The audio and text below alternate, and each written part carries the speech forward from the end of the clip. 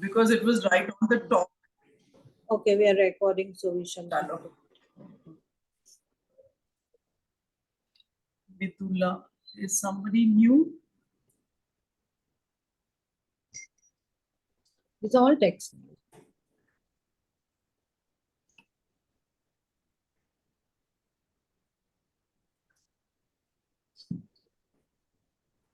Hi, morning. Hi, Aditi. Hello, good morning. Hi, Vidula. Nice to see you. Hi.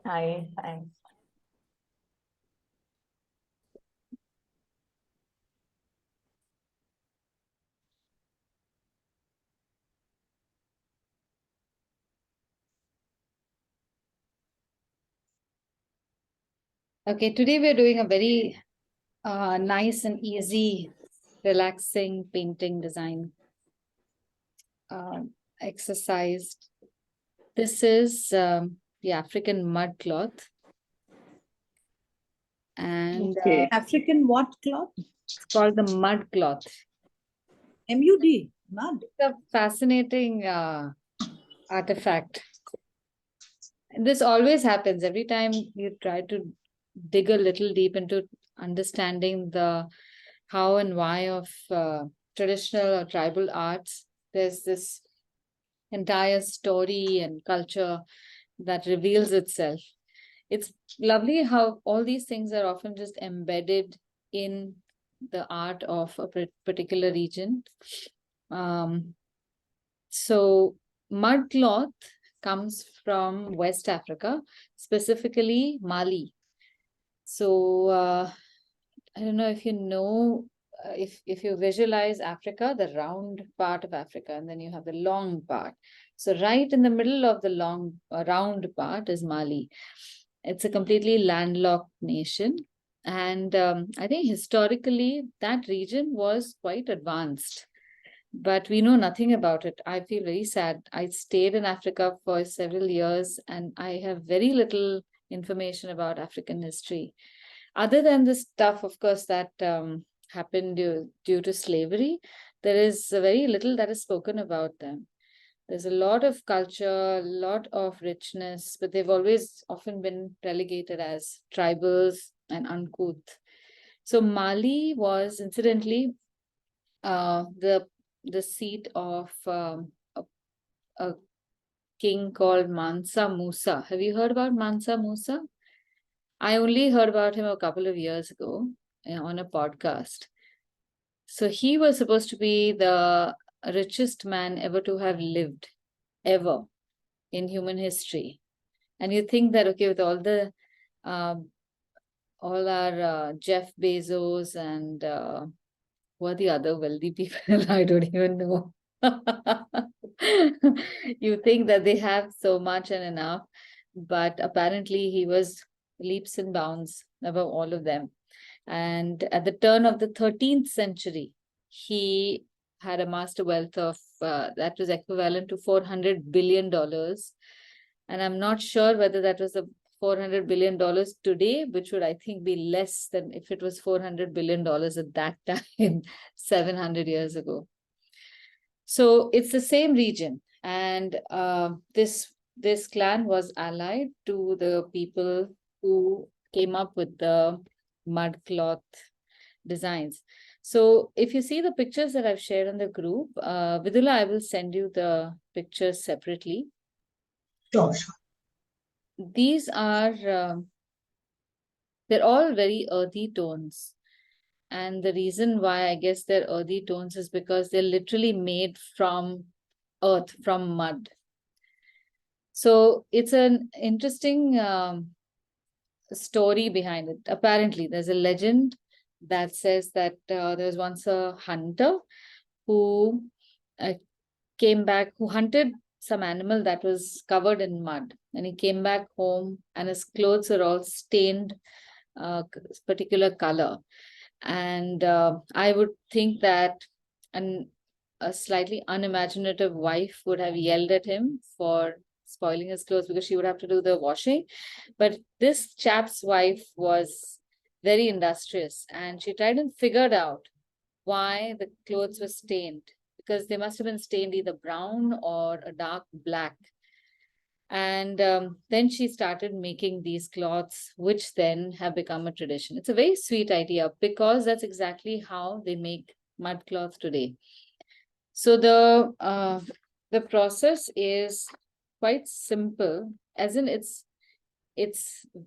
a long drawn process, but it is not overly complicated.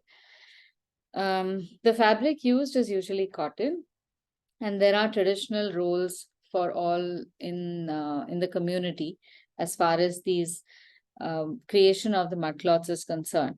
So the women do the weaving, not the weaving, the spinning of cotton yarn, which is then handed to the men who have these very rudimentary looking looms, literally made out of some trunks of some trees, and they've just put some tied them with some ropes or something like that. I'll share a video that I have been watching to give you an idea. And this guy is sitting in the dirt in the sun, and he is merrily weaving.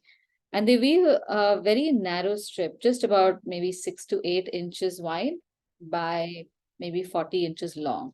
And then this goes to somebody who stitches all those together. So an authentic mud cloth will not be available in more than strips of 6 inches, which have been stitched together.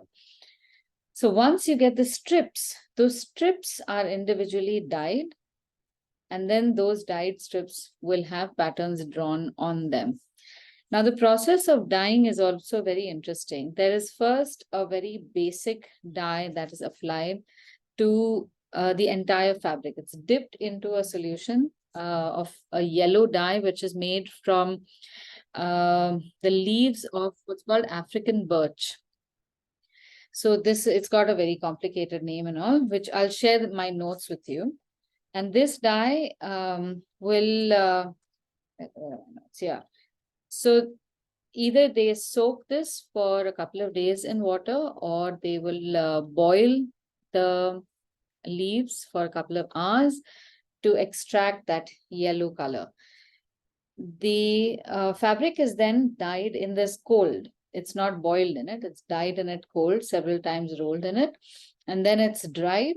And I believe if you want to deepen the color, then you dye it again. After it is dried, you would dye it again, and then dry it, and then dye it again, and so on to intensify the color. Then you have a red dye and a black dye. So the red dye comes from the bark of a particular tree, which is again boiled, and then you extract the red dye. And the black actually comes from mud. So the river Niger, I believe, flows through that region, and the clay from the riverbed is apparently very iron rich.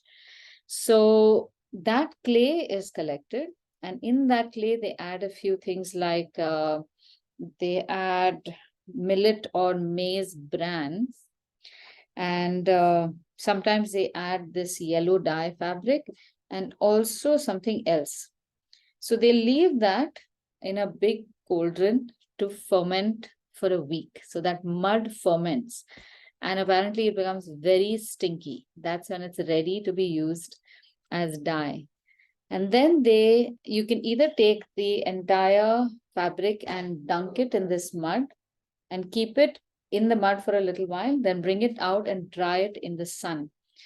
And the mud reacts with the sun and with that base yellow color, which is called siga, and fixes the black color. I assuming there is actually a brown in the beginning, and then they repeat this process to make it a real dark black. And then sometimes the design is made in reverse. So you would have lines drawn.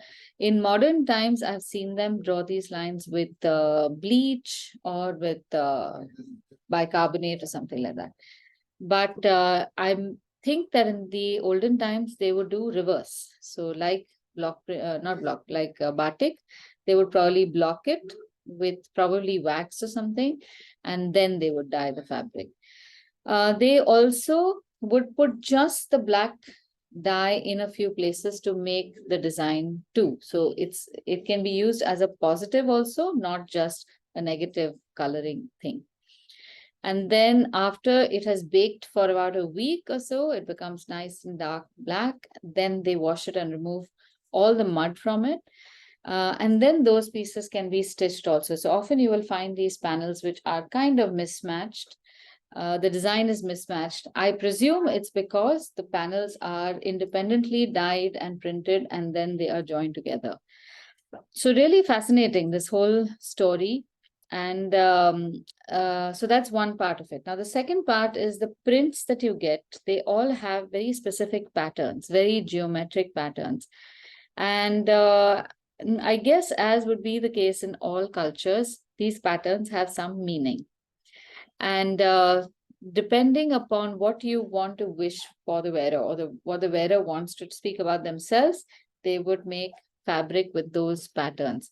So I'm going to show you a few patterns first, and then we will speak about the fabric, and let's see if we can recognize what patterns they are showcasing.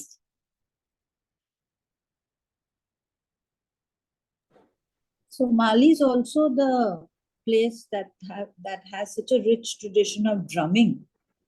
Is it? Okay. Yeah, because they have said that drumming is a big thing. The Yeah. djembe, their drumming is amazing. That they have fabulous rhythms and many rhythms. So Wonderful. I would have So thought, yeah, djembe, people, djembe is from Mali, is it? yeah. Oh, how cool is that? Maybe I should put that in my notes as well. Yeah. So they have great tradition. So to think that they were really backward and all, why they were fabulous in dyeing, I mean, cloth and Yeah. And drumming I think music and the these what? are more advanced, more subtle skills to develop, right? And I don't Yes. think you would have these unless you have some kind of stability. And leisure time. Otherwise, if you were Exactly. just grubbing about trying to, I think, do you think that dye was so rich? Do you think they have gold mines in Yeah. yeah, must be. Gold and salt. That is That's why that two millions, things that billions. they could trade like mad. And gold, so he just had to amass, make everybody dig like mad and become the richest man. Yeah. There's also ivory and slavery, but There that's you are. not as much as gold and salt. And the slavery would have been detrimental to them. I don't think Right. they had too many of their own slaves, but No, ivory I suppose. also people must have Yeah. come and taken from them. Right. Then Right. the downslide would have become. But gold and salt is very bad. Yeah. Yeah. I don't think they themselves would have slaughtered elephants for ivory for themselves. I mean, it was never I think, part of their jewelry or artifacts. I guess it's also the abundance of elephants at that time. Nobody would have thought that they would be close to extinction. If they would just be coming, herds would be available, a few slaughtered here and there. I don't think people thought much about it. They do have, in some cultures, they do use ivory for carving and all. So Yeah. even within, in the neighboring nations of Mali, like in Nigeria, they do have a culture of using Yeah. ivory.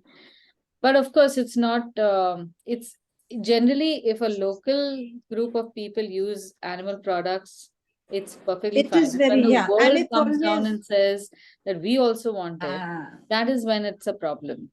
when it That's becomes, status extraordinarily symbol. rare status. Yeah. And it's only those people who don't see it every day, then they want a status symbol. Exactly. Like a rhino or some. Correct. So, according to Wikipedia, Mali has one of the largest natural resources of gold. Yes, it does. Yeah. And Timbuktu is there only. Timbuktu is in Mali. Yeah. Yeah. I It was a learning university, actually. Oh, why you it's said so largest famous. university. Yeah. No, one of the renowned Largest? learning places. Ah.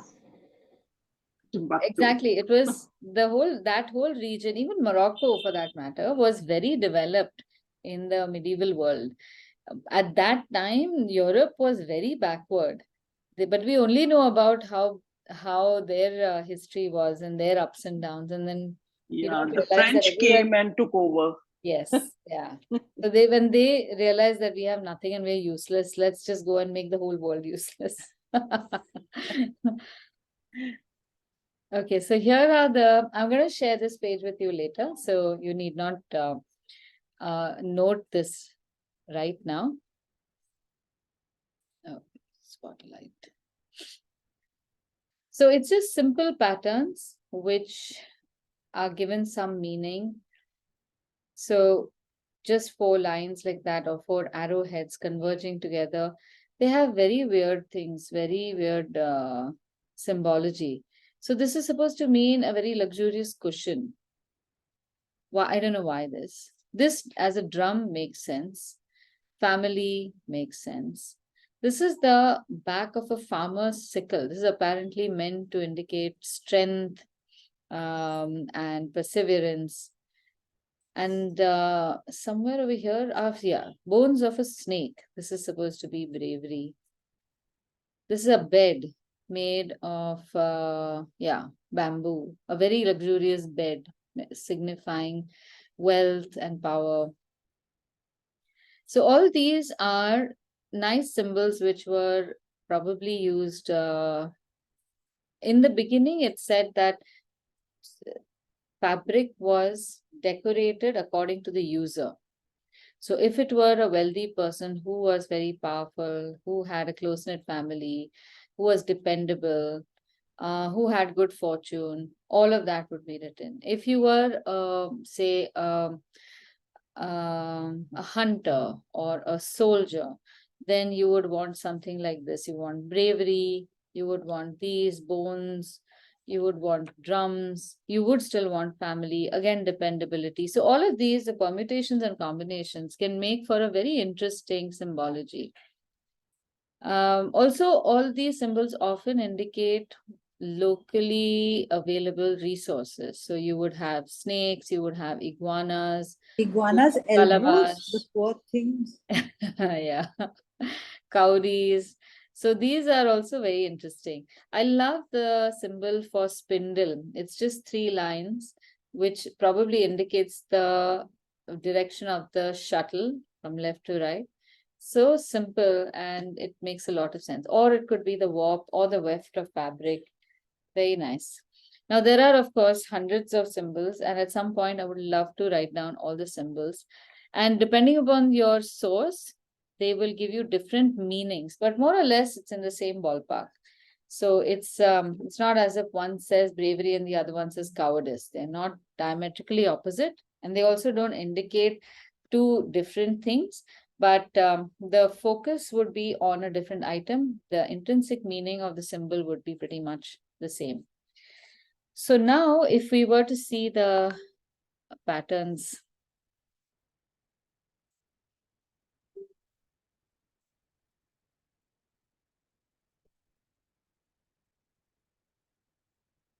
so here now we can see a few patterns that might make sense. These little things in the middle, they could be cowrie shells.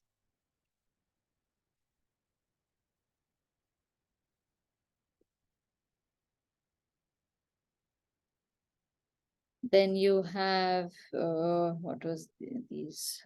These could be leaves. Then you have 4 arrowheads pointing to each other. This could be that cushion. And then there are 2 symbols. There's one over here, and then this one, which I don't know what it means. It could have some interesting meaning also. Just the dots. Just the dots and some 4 pointed stars were to indicate a jealous wife's teeth. I don't know what it is with teeth. There's one jealous man's teeth also over here, a nicer crack shape. So the video I'll share with you, there's a guy who talks about this in detail.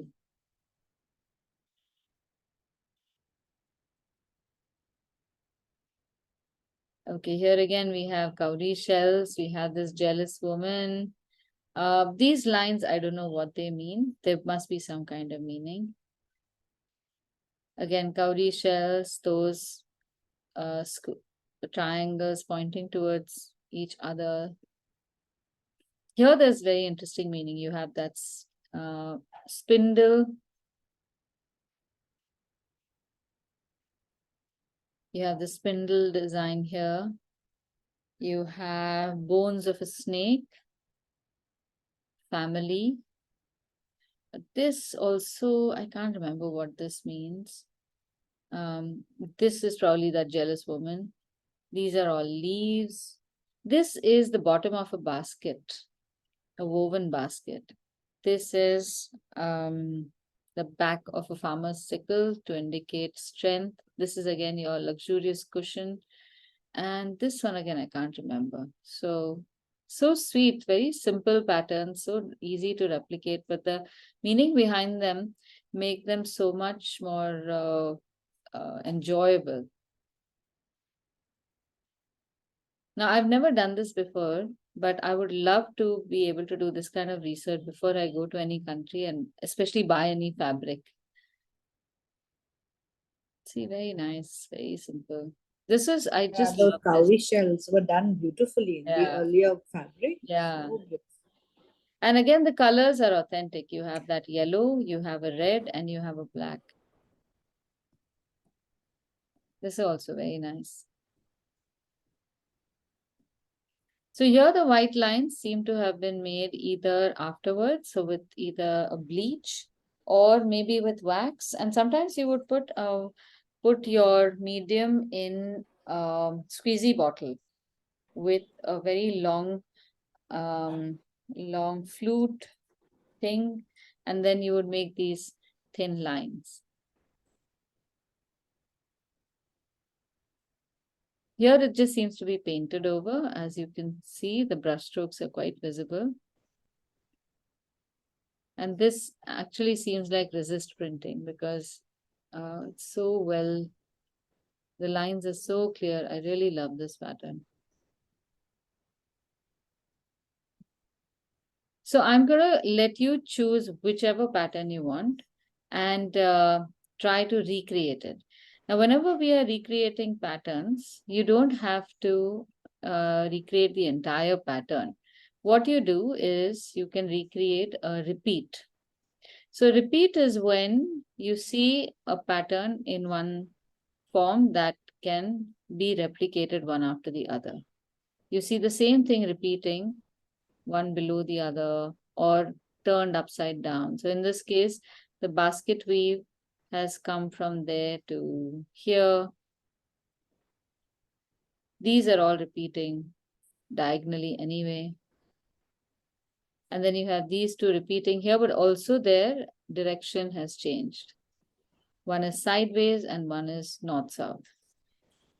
So you can choose a square of 4 of these with one, and you needn't even choose the rickrack shape in the middle. Oh, sorry. You could probably choose just one of these and that should do. You can also just choose one strip maybe of 3. This is the repeating pattern and that's also enough. But you don't have to be so strict about it. If you like the pattern and you want to make all of it, that's also fine. But remember that all these patterns, because they're made by hand, are very organic. So we are expecting our lines to be imperfect. So don't worry about whether you're getting the exact measurement and all. If you do land up getting an exact measurement, then this fabric will start looking like it's printed on a machine. So the best bit about this is it's handmade and our picture can also look handmade. Now I'm going to make one long strip from this last picture that I showed you. Long strip, or maybe I'll make it in a square form because our page is square. It'll look much nicer that way. And when I make my measurements, I'll just show you how, like we measure everything else, we can make measurements, take measurements from that in exactly the same way. If this is one square, so I'm including the black teeth on one side, the basket weave and the zigzag. Sorry, let me measure it the other way around. We have this as one rectangle. this as another rectangle measuring about the same, and this as another rectangle about the same. So your golden diagonal design and your white rickrack uses up about the same space as the two square motifs do. And then you can repeat the two on the sides in half the space of the rectangle. Something like that. So you just give yourself some kind of proportion in which you can make the design. Proportioning also helps in being able to visualize how big your book is going to be or how much your page is going to be. So if my page is about this big, my design is going to be only in so much space. Ideally, do not make the design go from edge to edge of the paper. It really does not look very good. And your lines can go all over the place. That is not a problem. It does not have to look like a very precise rectangle space. The lines can be very teda-meda, that is fine. Okay, now I forgot to tell you that the name of the mud cloth traditionally is BOGOLAN Fini. It's I guess it's the portmanteau because it means Bogo means earth, Lan means with, and Fini means cloth. Cloth with earth. That is what it's supposed to mean. BOGOLAN Fini. I'll share this with you in a bit. So choose the design that you want to. Like I said, I'm making the last design. Now I'm deliberately going to make my lines fairly free flowing. I'm going to first make a square or a longish rectangle about this size, enough so that I can repeat it below and to the side, not a long one. But if you're going to just make one long strip, then you can make it about this much. So this design, I will make my basket weave in this. And all this is going to be covered in black. So I don't have to worry too much about my pencil lines being visible. Then we have another one. I've started my rectangle too much to the right, but that's fine. I can write the title over here. I can write the name of the fabric over here. And then I'll extend half of my rectangle, extend the lines about the same height, and half on this side. So this is how my space is looking. This is just a rough estimate of how my design will look. Now I will make a cross in the 4 large rectangles. Oh, wait. There is a gap in between them.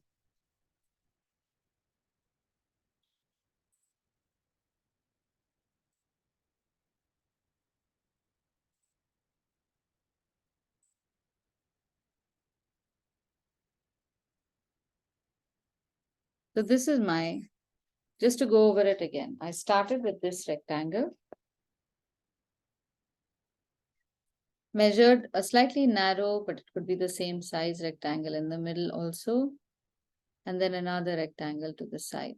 They don't have to be aligned per niche, but like I said, looks like the strip has been stitched somewhere over here. So the design tends to be uneven. If you want to, you can also change the heights of certain rectangles, but I'm just going to leave it the way it is.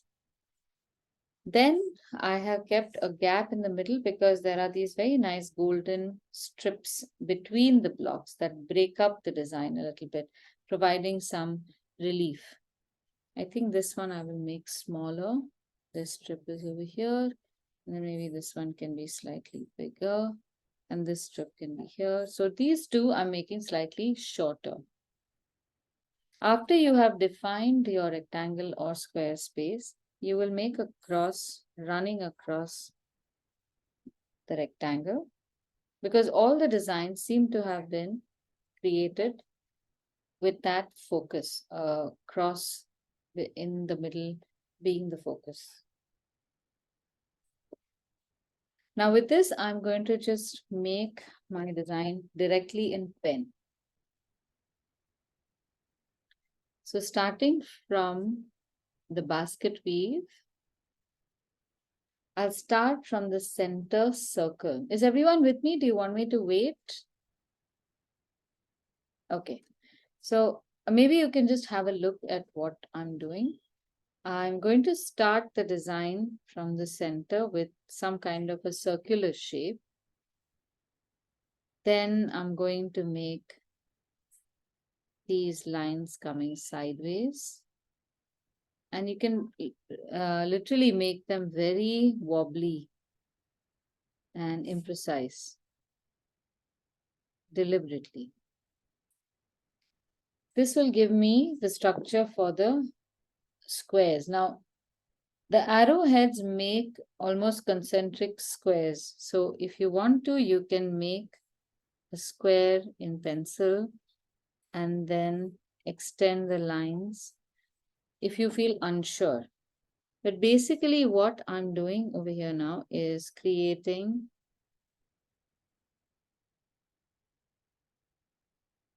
these arrowheads which are nestled into each other, and then these lines which are parallel. And I'm going to try to maintain the negative space between these lines the same. And here there is a line pointing outward. Now I'll repeat the same design. So it's almost as if this line jumps over and comes and makes a V shape here. This line jumps over. That's it. That's how you get your concentric square format. Now there seems to be room over here for 3 arrowheads. So I will make the 3.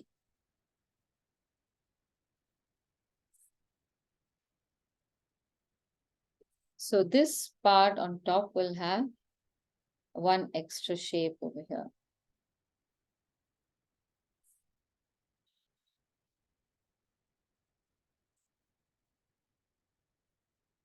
Now remember to keep your edges soft. I have gone and made a very pointy edge over here. Pointy edges will not look nice.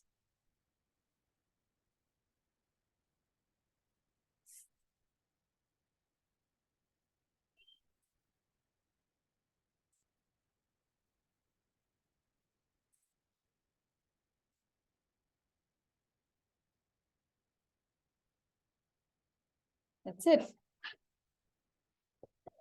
Now, in the event that you feel some of your lines are too fat or whatever, you can always thin this out because this is going to get covered in black.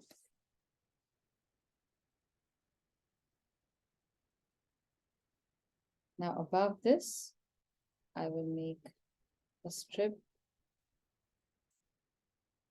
Below this, I'll make a rectangular strip.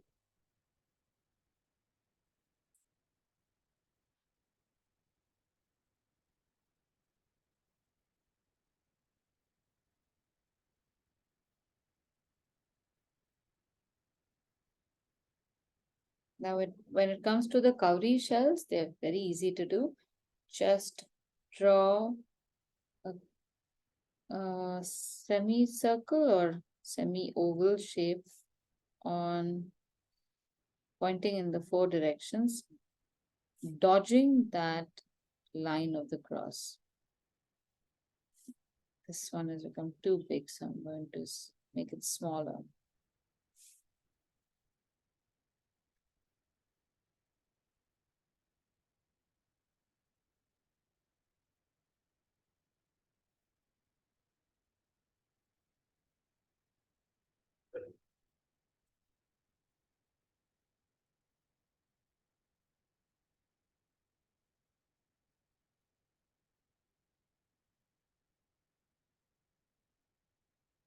Now this zigzag pattern also, I'm going to attempt without using a pencil.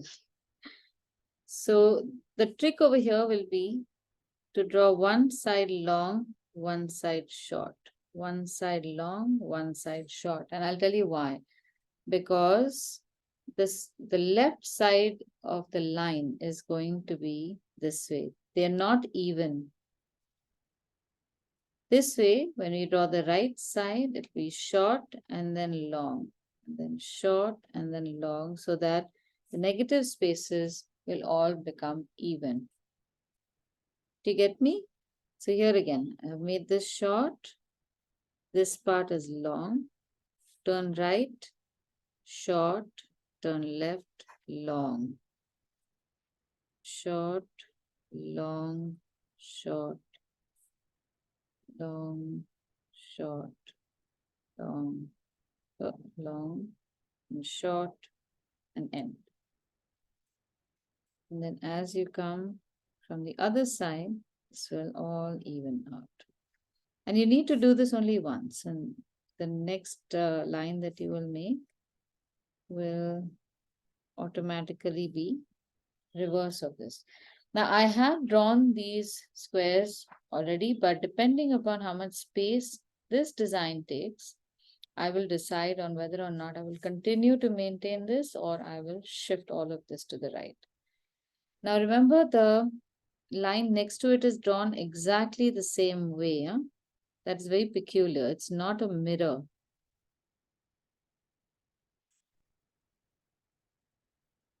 And since we have no clarity about this motive, maybe we should just repeat it the way it is seen over here instead of adding our own sensibilities.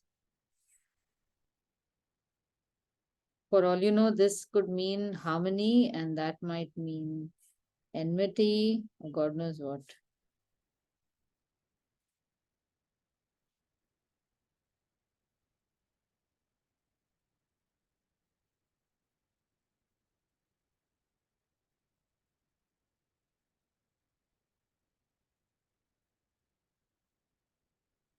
Now there's a very lovely zigzag shape.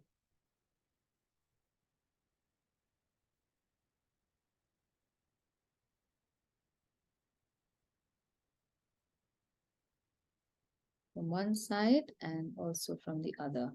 Also, it's fit. Quite happy.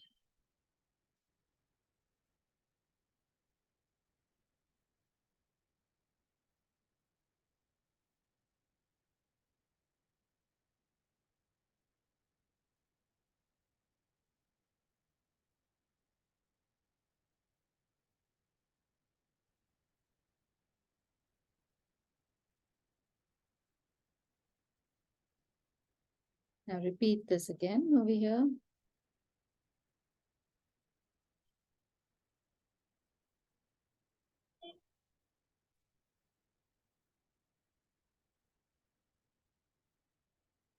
Here's one way also of making sure your design is always balanced.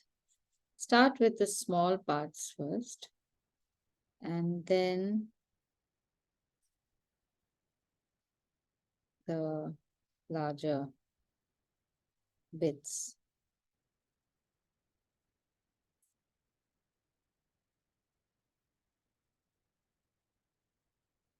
It should be much closer.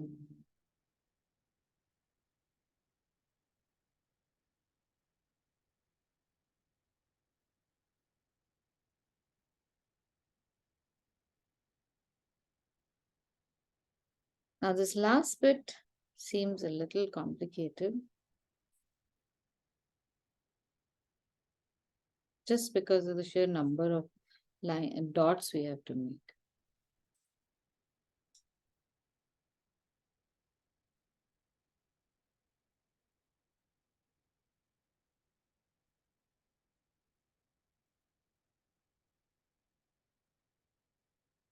But they're also very well organized. You have 1, 2, 3, 4, 5 and 6 if you have the space. So you have 5 dots in row number 5 and then 6 further. And they're all placed offset from the center. They're like a pyramid. So they're not very difficult to make.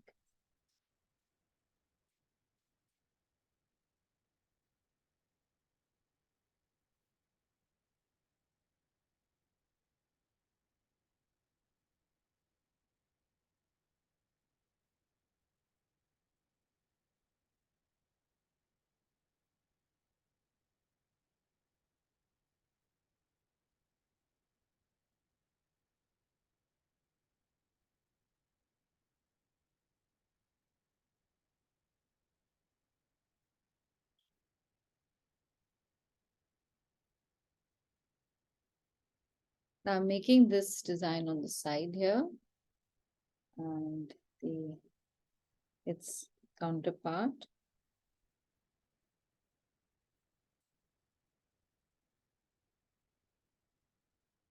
And then I'm going to end the fabric away.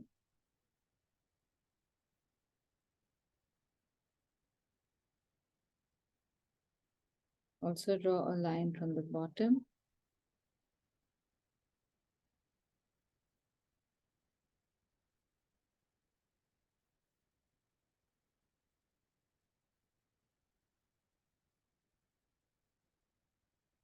Like you've just cut a piece of yardage. So if you want to, sometimes I do this. I might also extend a little bit of one design to the other side to make it look like the incomplete design is also part of your yardage.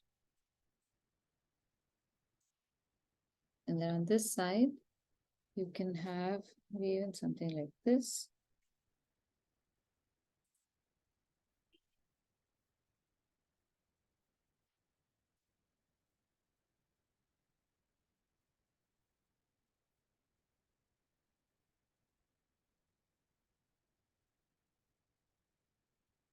Now for this one, what I can recommend, if it has been a little confusing, you can repeat the line on the left edge on both sides.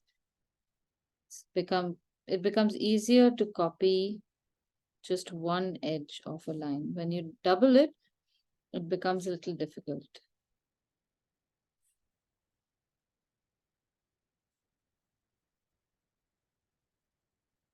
So every hook on the right side can be slightly narrower, and every hook on the left can be slightly longer.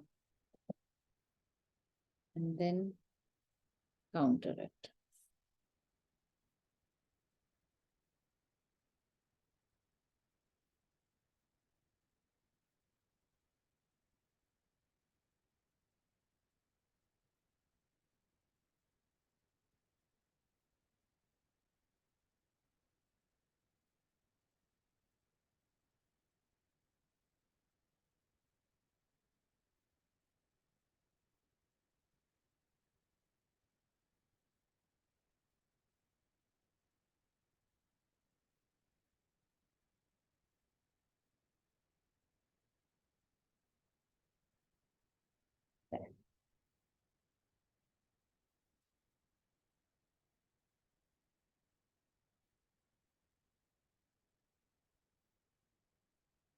Tanushri and Vidula, how are you doing? Easy enough? Yeah, easy enough, but yeah, a little fast. I have to just Okay. back up. No problem. Today we have 45 minutes. You can complete this in as much time as you need. Okay. I think you'll be able to finish this quite easily.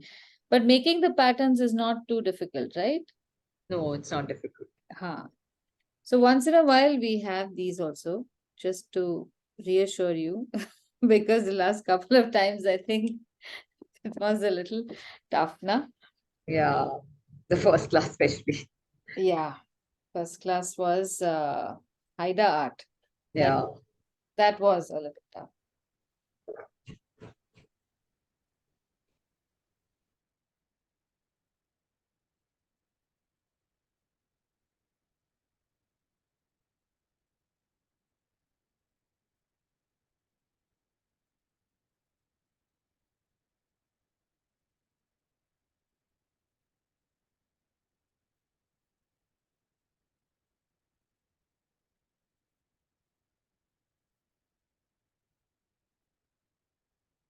Now, before you start painting, please erase the pencil lines. If you have a flexible eraser, instead of going back and forth, roll it like a rolling pin.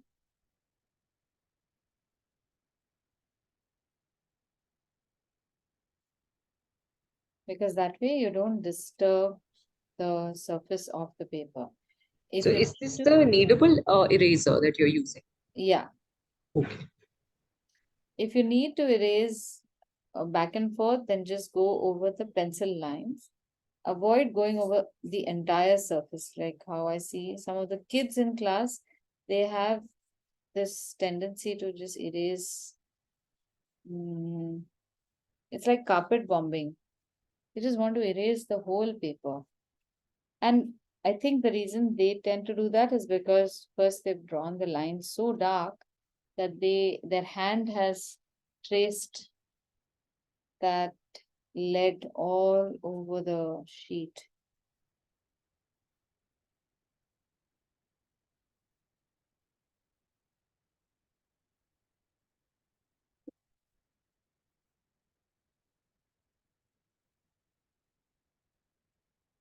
Now, even over here, since there is some blank space, I can add these circles. So I can start off with 6 circles.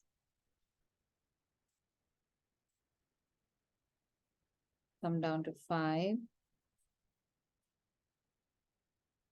And then 4, and then stop. And then maybe just a triangle to represent this part. Or of course, we could have turned it sideways and had only the triangle over here, because that is how we saw the repeat, no?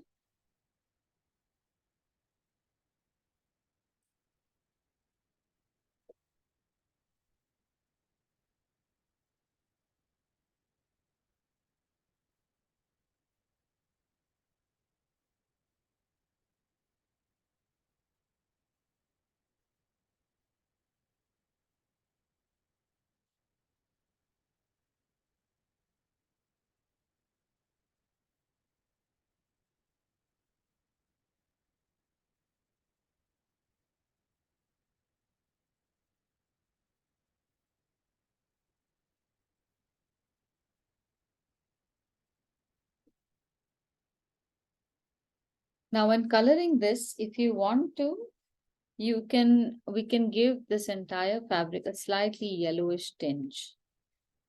Our coloring would be pretty much like the original fabric also. So we can use yellow ochre and maybe gamboge to give the fabric a wash. So what you can do is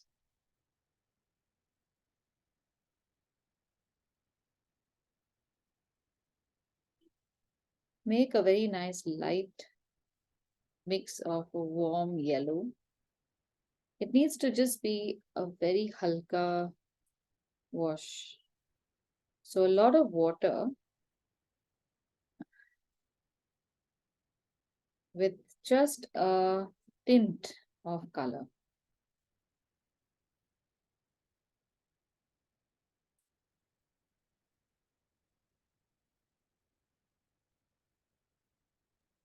So Aditi, Yeah. I have been making these patterns with pencil. Okay. So, so should I first now do it with the black ink pen and then start the coloring? No, you don't need to. It's perfectly Okay, fine. You can make it even just directly with paint on pencil also. And you don't need to darken your pencil either. So if you want, you okay, can lighten all the pencil lines, just so that the lines that you don't want are not visible through the color. okay. Now, when you're making this wash, remember to hold the book a little tilted. Can everybody just observe this one bit while I'm making my wash? Now, normally it helps if you use something like this, a flat brush for painting an area which is more than about 8 inches. I'm assuming not everyone has a flat brush. So use the fattest brush that you do have. Hold the book at about 30 degrees up from the table, like this, and allow gravity to help you with the painting. So load your brush a whole lot And observe how all the liquid paint comes towards the lower edge. And then every line that you make, touch the previous line. Don't go over the same line again. You make a new line below, but touching the line on top, loading the brush as you go. Don't wait till the brush dries completely, and don't allow this last line of painting to dry. And keep going steadily. You don't need to go too fast. If your brush is loaded well enough every time, and if your paint is reasonably wet, you can do this at a very easy pace.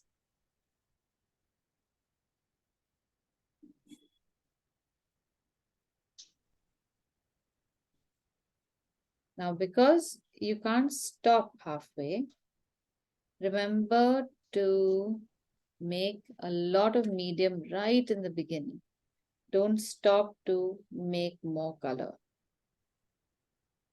Now, if you do need to stop to make extra color, stop in the part that is going to be painted black, like over here. Then it won't make any difference later on. So now I've run out of color.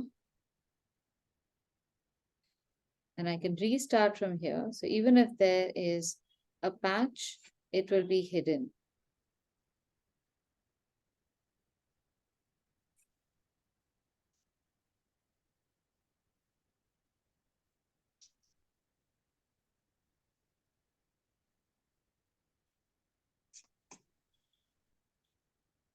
With most watercolor exercises, you'll notice that any kind of base color application often makes the colors sit very well on paper rather than going on or starting painting on just white unwetted paper. I think the reason is that for watercolor, the fibers of the paper need to be prepped a little bit. So when you make a landscape on a large, thick 300 GSM paper, very often you will see that the artist will tape the paper onto a board, and using a nice fat brush will wet the surface that they have to paint completely. Short of, and sometimes they even bathe the paper. So just dip the paper in water, bring it out, and then stretch it along the edges so that all the fibers are pulled taut, and then they start working on it. Sometimes they wait for it to dry. Sometimes they start making the base coat on the wet paper itself. Say if you want to make a rainy sky, or you want to make some kind of background for florals, or like a hazy forest or something like that, even then you can start laying down those colors while the paper is still wet. Now, this is the difficult part, patience after a wash.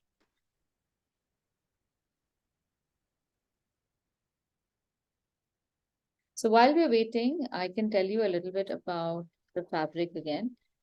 In one of the videos that I'm sharing with you, you will see that this the guy who makes that fabric says that these materials, the African birch to make the siga, the red color, the red dye, both these have healing properties. So this fabric is also used for traditionally for healing. Now this culture, I think, is Islamic, so they have circumcision for both girls and boys. And after circumcision, the child is made to, or often does, wear the yellow dyed fabric because it is supposed to have natural antibiotic properties.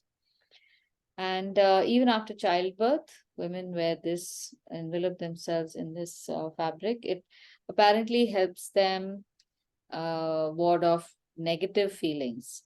Quite interesting that postpartum depression was often ignored in many cultures, but looks like not in the Bambara culture.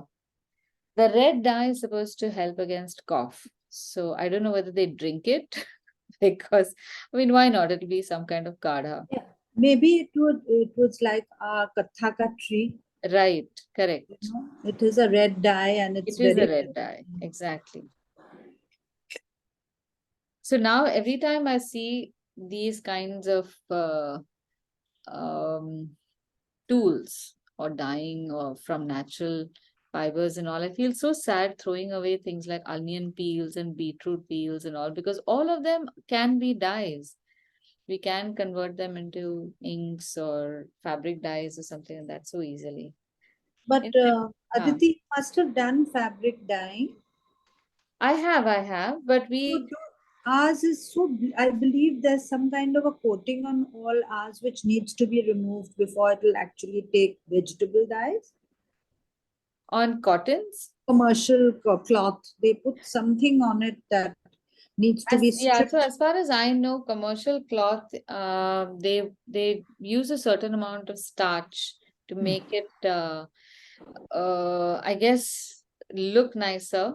So people buy it, and also it gets ironed better Mhm. because cotton is famously difficult to iron and keep ironed. So that starch helps.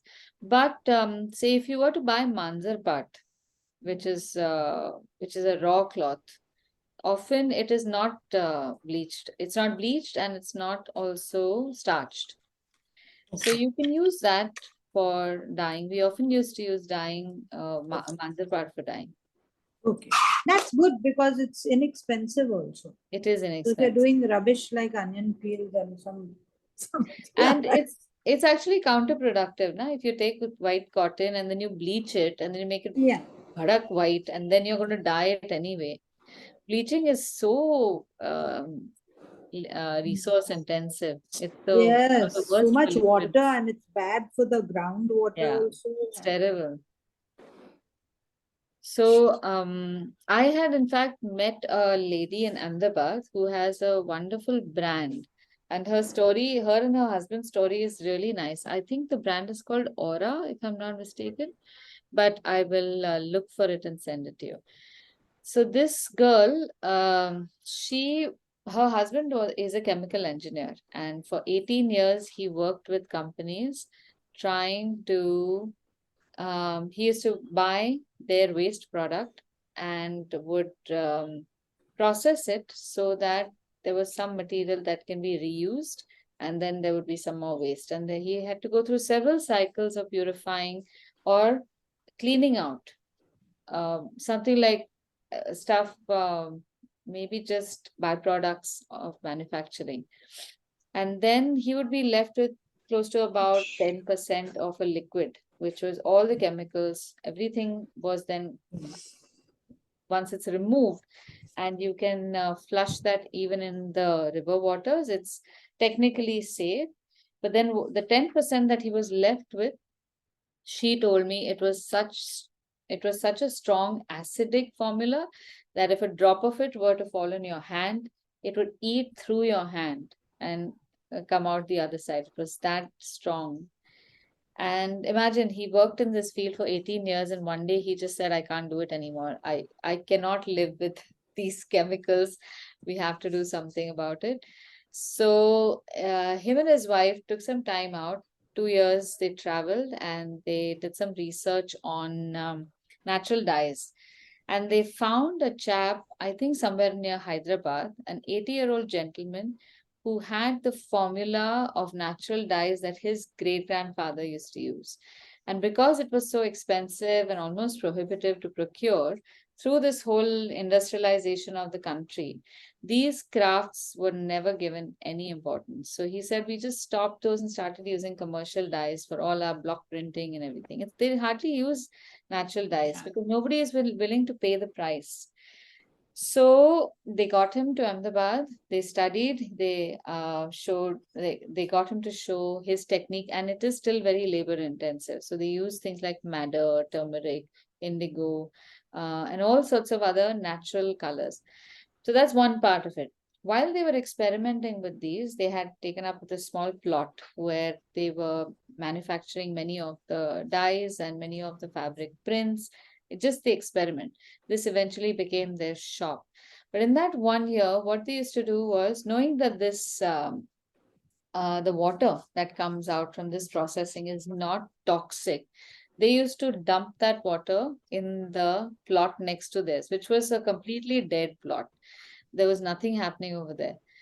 And that plot had become dead because there was always rubble and cement and tar. It was not owned by anyone, I think. So everyone used to just come and dump all their garbage over there. So it had died from just not having anything live giving thrown into it. And she said, in the time that we were throwing all our turmeric and madder and indigo and all, it turned out to be that that plot was fertilized suddenly. They also used a certain amount of gomutra and things like that for processing. And all of that was so good that that whole plot became lush within 6 months. Suddenly there was life in that plot. So the byproduct of these printing is also life-giving. That was just such a lovely story. I'll send you the details. I hope they're still in business because she said we want to be very ethical. They wouldn't package it in plastic or anything. They weren't bleaching. They were using all natural ingredients. So hopefully they have found audience because people are now becoming a little more aware and sensitive. Yeah, but it's such a small army against people who want to make money. That's true. People want to be rich and well-to-do, and then they think, oh, now Let's do some good. But from the 80-year-old gentleman who was doing this, Yes. if we were, Yeah. majority of us were like that, we would really get somewhere. We would really do things because I It's can true. see how we fought for the plot at the back, and I used to go down and fight with people literally. And someone said, somebody's going to kill you, because they'll come and say, this woman is not allowing us to cut firewood, which on the other side was right. They're poor, they need firewood. They didn't I have can't it. allow them to cut down all the trees for that. And now they're peacocks, and we have hornbills, and we have everything coming up because there's so much jungle, nobody wants to come there to cut any wood. Very They'll probably be bitten by snakes or something. You should put a board saying dangerous animals or ghosts in this plot. Now only the Yes. dogs come in and out, and they made little pathways. Acha, but you haven't sent us the Inuit. The last time you had said you had watched a video. It was very I will long send it. about their art. Yeah, That I'll send it today. The thing is that after this, I tend to rush out. So if I don't send it by this evening, if That you time, please yeah. remind me, I will. I'll send it later at night at least. That Okay. one, and now this one you're going to send us. Yes, I'll send And you so all. I've drawn a slightly different pattern, Aditi. Yeah. One of them, it did have white in it, but I said I'll just leave that uncolored. Yeah. I did the wash. This is the Huh. pattern that I chose. Yeah. You know that one with the zigzag? Right, right. Yeah, Yeah, that this is also fine. one. Also, Works fine. yeah, so So what I'm going to do is that Yeah. the parts that are white over here, I'm not going to color further. right, The other parts I'm going to color the same, right. like a second coat of the same color. So I'm going to use more gamboge now for this strip over here as I see it. And then maybe a deeper red color for some of the other places. So again, like I said, the process will be the same. We just repeat the dye wherever we want it dark. And I'm painting it very shabbily right now because I know that later on I have to paint black over it. So this is gamboge only. This is just plain gamboge added into the earlier color. Right.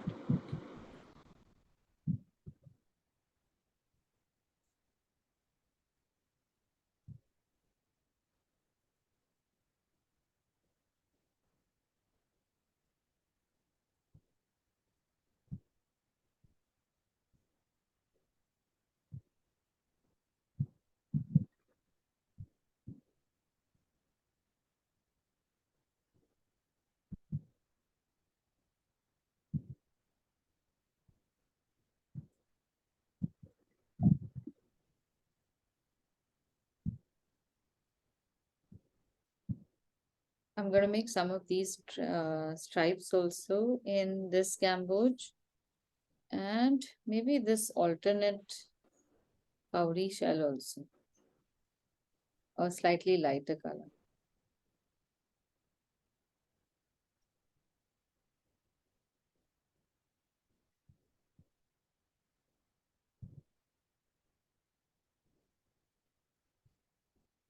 Now to this gamboge, I can add burnt sienna to make it slightly redder.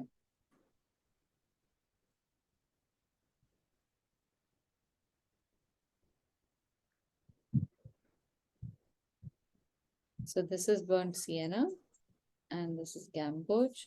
And if your colors are too bright, because gamboge can be a little overwhelming, add a little bit of yellow ochre. That also works well. And now the color can be a lot thicker, so it's denser.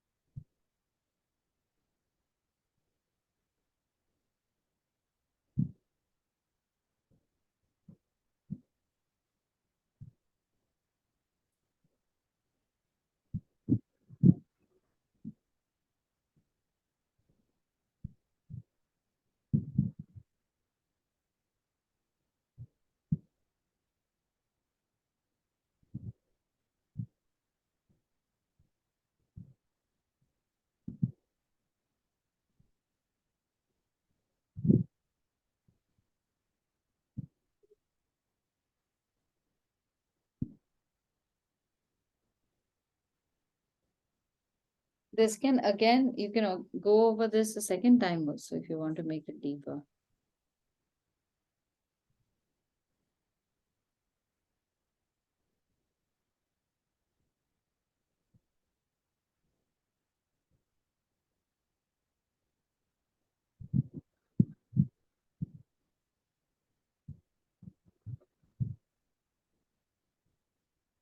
Now for the black, I'm going to be using my Sumi ink Oh. because the black that we have in our kit, the black paint, that does not go on very thick or it doesn't go on very even.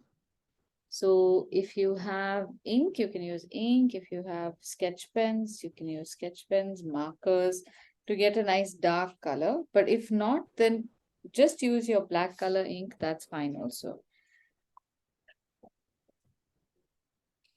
I wanted to do that for my skull, sugar skull, but then I got all principally and said, oh no, I'm supposed to do it with watercolors. Sorry, what? I said I wanted to do that black ink for my skull, sugar skull. Ah, yeah, you could But have. then I got all, Everest and Zana, and you have to do it with watercolors and, all that Why? thing of getting the background. Remember we had a William Morris where we Huh? struggled away with our background. Yeah. So I decided that as it was supposed to be watercolor, I should use watercolor, and I carried on with that. Oh, no. You don't need to be that strict Yeah, I know. Now with I art. won't.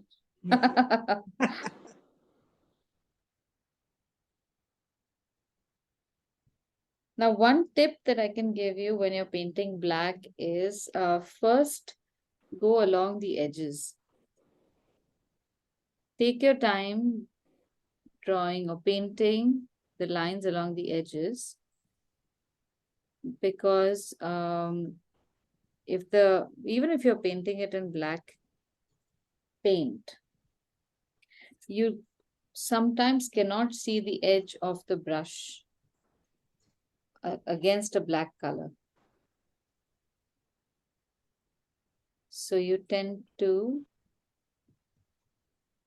overshoot the area.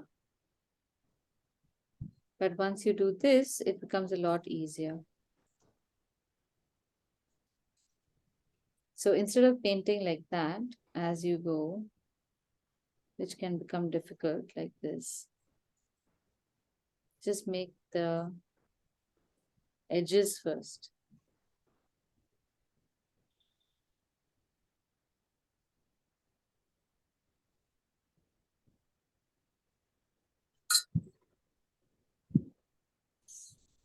Aditi, how do we get a a brown? Because I'm doing the second picture. Uh, so there's brown, there's lots of brown in that. Let me check. So Yes, you can use yellow, it's not yellow. You can use burnt umber and burnt sienna together. burnt umber and burnt sienna. Okay. Yes. So Yeah, burnt thank you. umber will just deepen that color. Burnt sienna a little bit, but not take away its redness.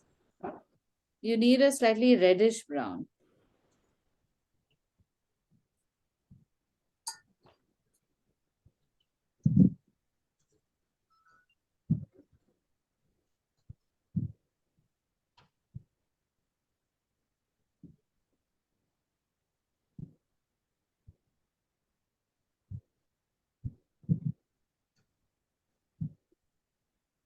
Yeah, this way you can ensure that your color sits even and your edges are nice and clean. And with every section that you come, if you want, you can just make a line that runs across the edge like that. So cordon off that area so that you're not worried about patches.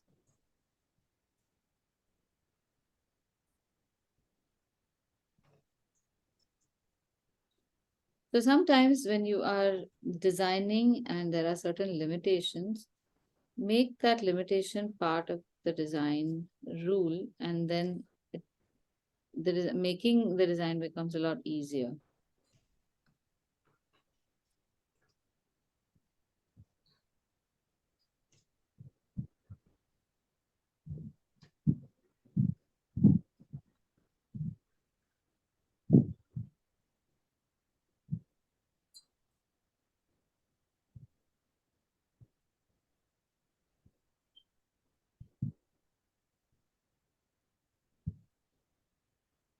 And with every painting, remember to load the brush before it completely runs out of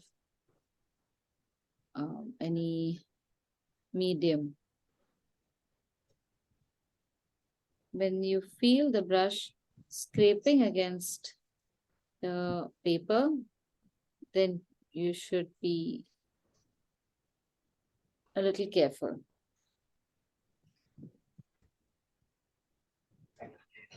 So from next month, I'm going to have an art quarter, July, August, and September. Have I told you about it last week?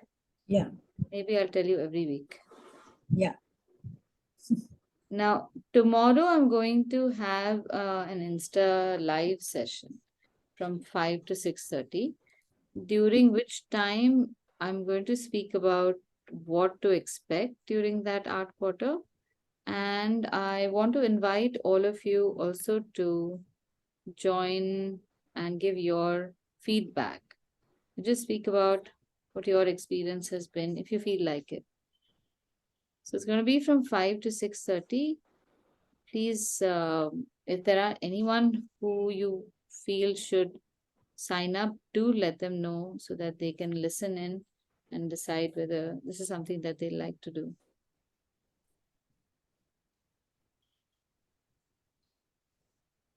Okay, now design like that, instead of going along every edge, you can easily do something like that. Get your line to come through.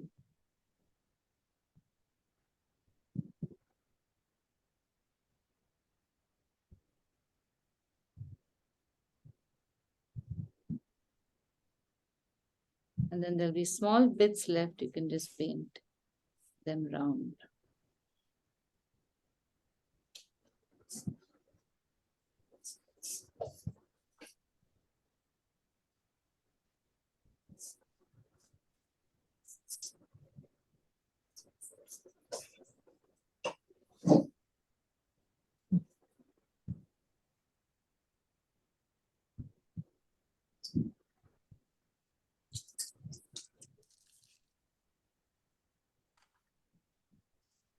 Another announcement was for this year's calendar and recipe book.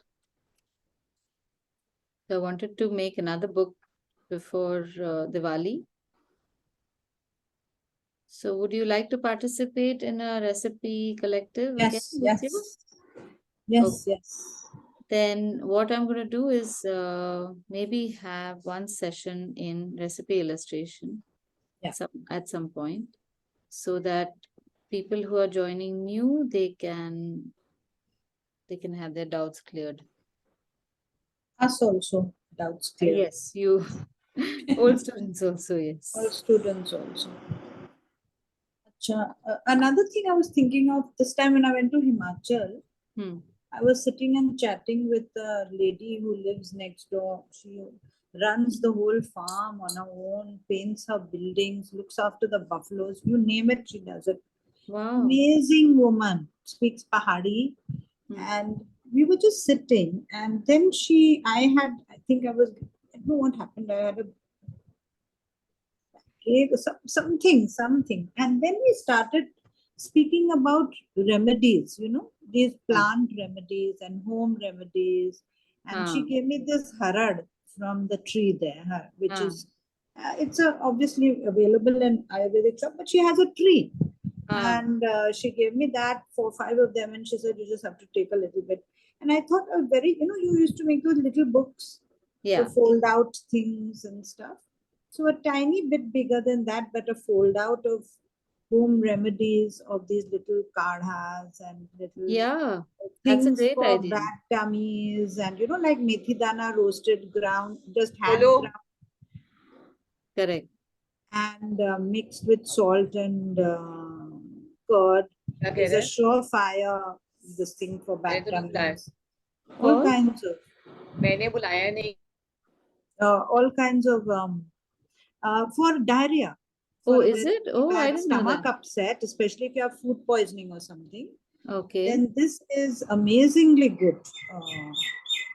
Then- So there were so many little things that she told me, and then we also know from our, like your Maharashtrian, you have certain things. Did you know that if you take a cast katora with Huh. a flat bottom, which you get here anyway, and you rub it on the feet with ghee of Yeah. old people who have unsteadiness in walking, vertigo, balance. So you sit and you just put ghee on the sole of the foot, and you rub the bottom of this katora till it turns black. The ghee, Yes. and your foot, it's supposed to really help in vertigo and unsteadiness. I Oh, think that's an amazing thing. There's an old Maharashtrian lady who told me this, and I had never heard it before. And so these kind of little things to make a little booklet of home remedies, and I'm sure everybody has their little nuskas, no? that's From their true. mothers and stuff like that. It would make a lovely little booklet. Small, nothing majorly big, but No, but the idea is very nice, and Hmm. this could be a nice collection of everyone's home remedies. Yes. Just at least definitely the verified ones. So, Yes. because if anything related to remedies, and you have to put a disclaimer saying that this is only for illustration purpose. This And is most of not- them are, luckily, I mean, Hmm. one needs to only use the really harmless. Nothing is really going to majorly happen Ex- if you boil a right. badi elaichi in water and drink Correct. and drink it. So, Correct. as long as not something really dangerous, Yeah. it'll But be it's a nice lovely to just idea, especially illustrate because and keep. it's Yeah. going to be completely herbal. We can do a nice set Yes. of botanical illustration. Yes, I That thought would so be very too. nice. And it's a nice keepsake for people's mothers have always done some things, no? Yes. So it's a nice keepsake also for things that we've forgotten, that mothers. Yeah, I and think it's a father- great idea. Let's compile one for Hmm. this year. Let me float the idea in the other batches also. Let me make Yes. a little note about it, and let's see how many Yeah. people want to participate. Yeah. That should be So, fun. Aditi, we should not be using our watercolor brushes for this ink, right? No, you can. This is We wash. can? Yeah, Okay. yeah. great. After you're done with painting, though, just thoroughly wash it. And you Right. can wash the brush with soap also so that you take out all the I don't know why Marathi words are coming to my head. What is the Marathi word? Avshesh. Acha. The Must tiny learn those also. residue Acha. has to be removed.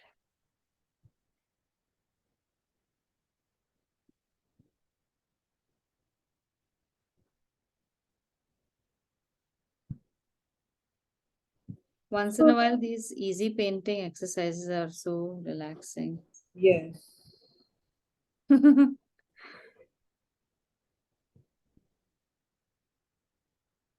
Why can't I immediately after my calligraphy wash my nib and wipe it nicely?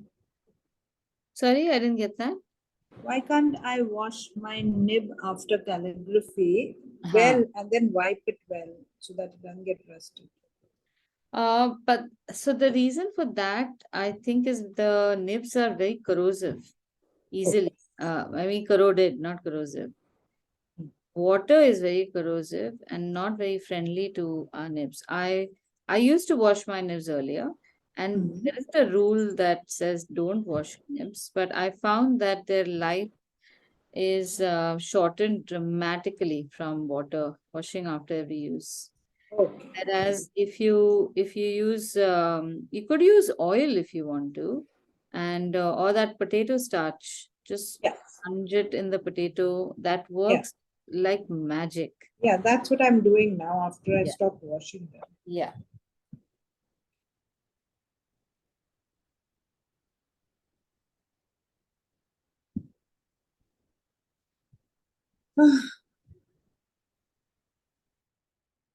So even if my base color was yellow, you'll notice that the unpainted or single wash sections are looking relatively whiter.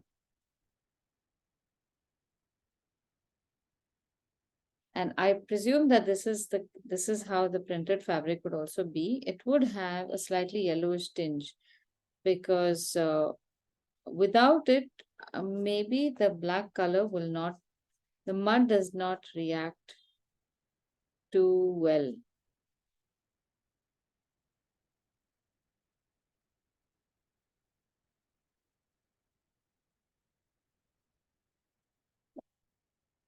I wonder whether there is some printing technique like that even in India, because there are some fabrics I don't know why I feel they stink. The dye really stinks, but I can't remember what print it would be. Even block printing actually does stink. Authentic block printed fabrics.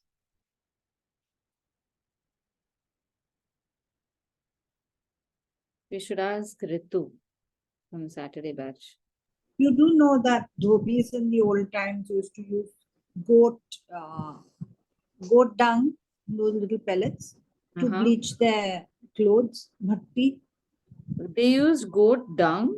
Yeah, it's very Wow. acidic, so they used to whiten the clothes with that. My Dhobis. goodness. Yeah, before they had all this now fancy things, no? That's Mm. what they used. I have Very acidic. no problem against goat dung. I have a very funny story about goat dung. When I was, I think when I started school, this was, I suppose, in 1977 or something like that. I was 4 years old, and our school would take us for a picnic. It was a very small school, and the picnic was just a tree that was probably 1 kilometer away. This was in Chinswad when there was nothing else in Chinswad but that school and that tree. Hmm. And I remember the picnic was walking up to that tree, sitting there, having a sandwich, and then walking back. We were about 20 kids, 30 kids in class. On the way back, I saw these round brown things like beads. Since I'd finished my sandwich, I thought I'd take these beads for my mom. And I picked them up. They were so cute.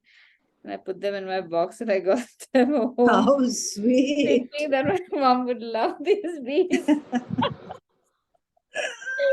Oh my God, my mom was horrified. How sweet, but But first thing she asked me, I hope you didn't eat them. I said, why would I Yeah. eat the beads? I know that much. So yeah, goat tongue I'm pretty okay with.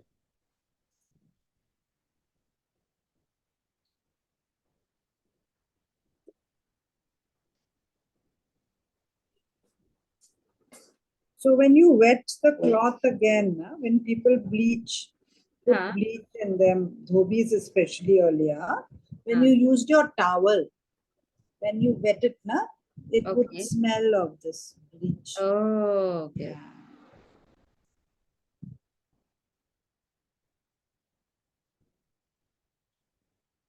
It would be nice if we could revive some of these techniques. It would be so much better for our water if we could just get past the. Because otherwise, do you know of any other natural bleach?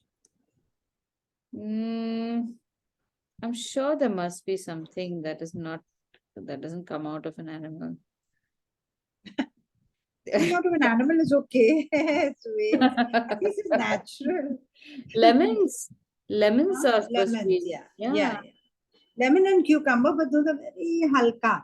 Nothing that would make a bit of cloth white. No. No, then Resist. my solution to that is to not wear white, because this whole Like that.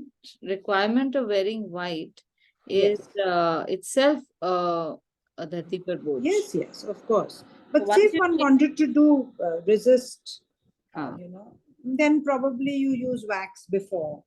yeah.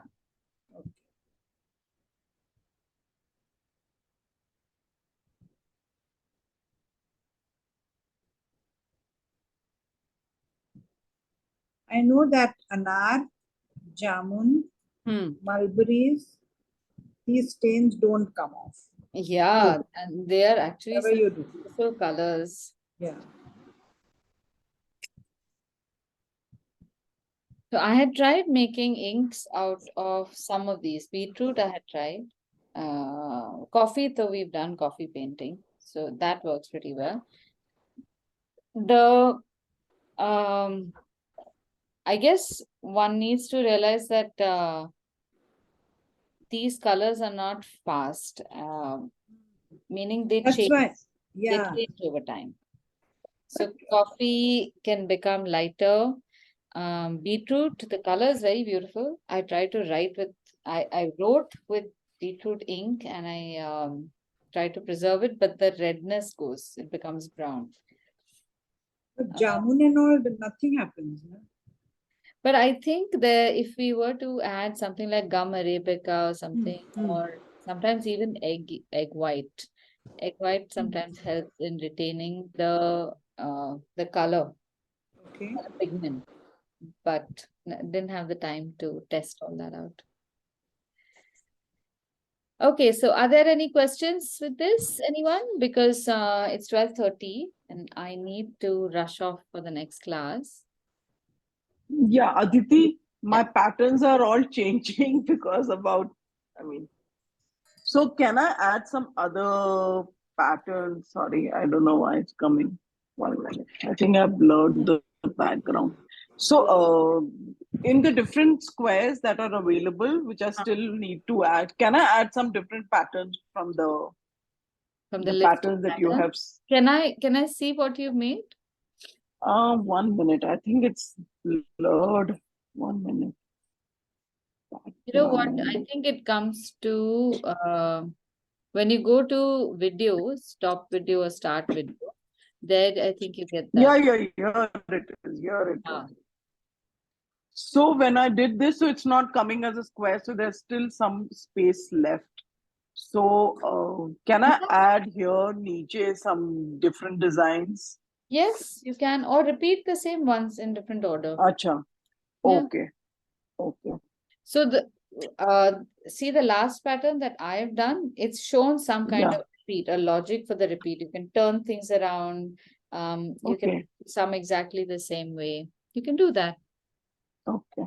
But take your time in painting. Don't rush in painting or even in the designing. So make a little bit. If you're unsure, you can make a design in rough on a rough sheet of paper, place it over there, see if you like it, and then do it. So don't try to Okay. rush and finish it off for the sake of taking off, because an idea can come 2 weeks from now also. Keep it blank and then Yeah. get back to it. Okay. Okay, Yeah.